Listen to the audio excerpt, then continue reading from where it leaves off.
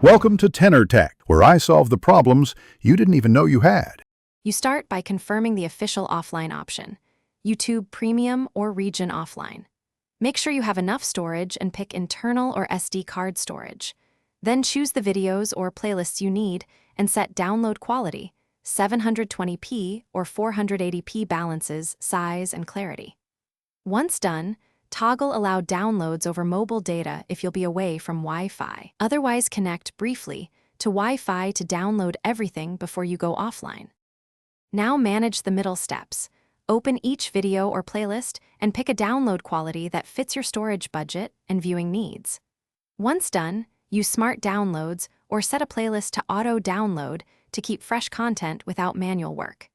Make sure to check storage usage regularly and remove watched items or reduce quality for long videos.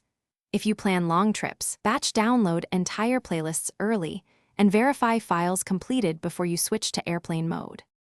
Finally, access library and open downloads to play videos without data. You can enable airplane mode to confirm offline playback.